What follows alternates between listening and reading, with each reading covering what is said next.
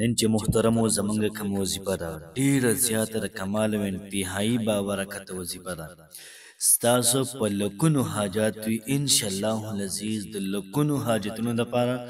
هم دا یوه وظیفه ده کافي ده نن دا وظیفه ده نه مس نشي ها نن دا وظیفه ده نه محترمو حتا کې مس نشي سا څومره خپلوان دي څومره تا ته ګران دي څونه کسان تا ته دلته نږدې دي هغوی ته یې ورولېږه د ثواب په نیت باندې چې د هغوی هم حاجتونه پوره شي د هغوی هم مشکلات ختم شي انشاءالله العزیز داسې قسم نه وظیفه دا به سره تاسو محترمو سپوره نه کړي ډېره زیاته لاجواب او ډېره زیاته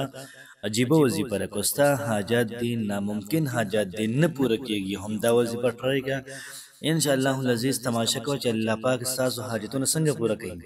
ډیره زیاته د کمال ډیره زیاته عظیم شان وظیفه ده بالکل محترم نو ستاسو د خواهش مطابق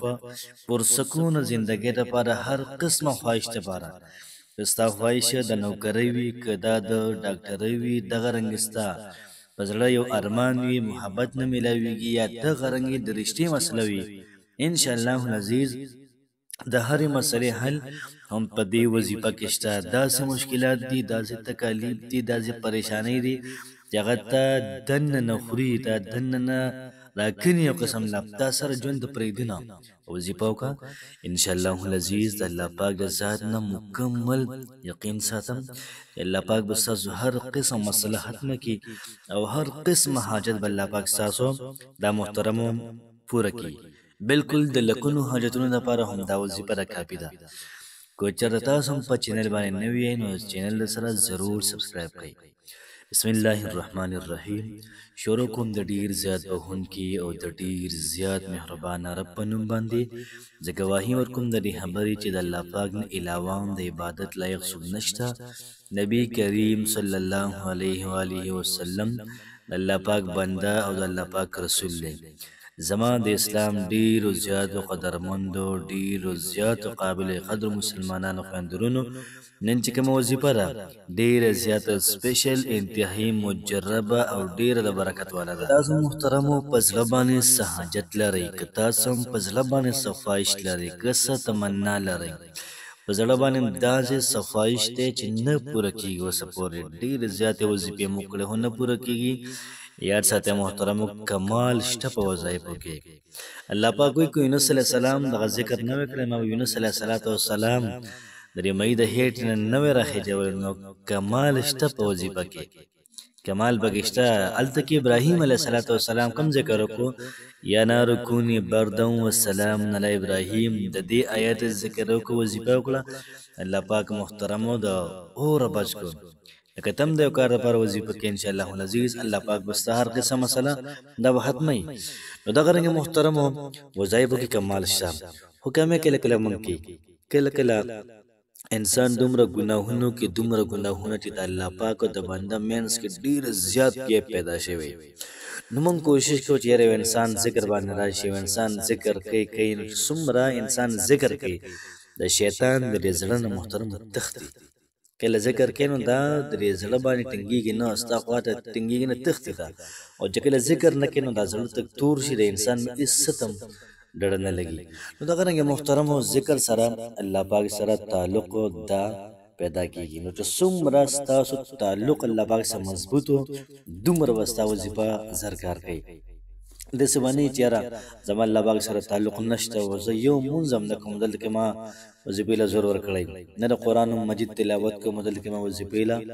زور ورکړی نه ځان مکمل پرهیز وکړه نو چې څومره ته یو څیز ډیمانډ کې د هغې دپاره نو هغې دپاره هم هغه شرایط هم وي که نه یو څیز څومره قیمتي د سر کېږي نو د هغې دپاره هم هغه به څه اصولو ضوابط قواعد هم وي کوشش کول پکار د محترم د دې وظیفې پرهیز پنځه وخته مونځ جمع سره وکړئ زنانه دي هغوی د کور کې په خپل ټایم باندې مونځ وکړي په خپل ټایم باندې که تاسو ګورئ کم ټایم باندې جماعت کې جمع کېږي او زنانه په هغه ټایم باندې کور کې مونځ وکړي هغوی ته علما فرمایي چې د جمع ثواب دا ورته میلاویږي ځکه چې بهتر مونځ د ښځې په کور کې مونځ دی نو د مانځه پابندي ورسره د قرآن مجید تلاوت چې څومره موږ تلاوت کوو څومره امام صاحب تقریبا یو کم سل پیره الله پاک خوب کې ولیدو چې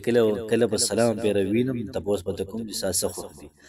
نو چې کله الله پاک ولید نو الله پاک ته زما د قرآن مجید تلاوت خوښ دی او بلکې تاسو اسې ګرځئ را ګرځئ نو استغفار لازمن وایي انسان الله پاک سره نږدې کېږي الله پاک صفات کوي سبحان الله الحمدلله لا اله الا الله دا کوي نو چې څومره ستاسو تعلق الله پاک سره ډېر وي دومره تا به د خدای نه خبر ایستې نه وي ایستې به نه یې د خدای نه خبره مخې سره به الله پاک دغه خبره دا قبوله کړي لکه یو صحابي او د هغه صحابي لورو بل صحابیه ښځه و هغې له سوک ورکړ په خوله باندې غاښونه یې مات شو نبي علیه السلام یې زه به قصاص علم د دې بلې ښځې نه به غاښونه ماتوم نو د دې جینۍ پلار ویې زما د لور نه قسم دی که چې غاښ مات کړو نه یې شي ماتولی څوک دی نبي علیه السلام صحابه کرام پریشانه شو چې یاره ته قسم وخوړو دلته کې فیصله دا ده چې موږ هماغه غاښ به وباسو هماغه به غاښ ماتو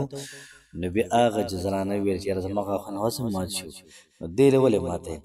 نو بیا نبي کریم علیه الصلاة والسلام چې بعضې کسان داسې دي چې هغوی قسم وخوري نو الله پاک له قسم پوره کوي نو مطلب دا چې الله پاک سره تعلق ډېر زیات دی نو زر فیصلې الله پاک کوي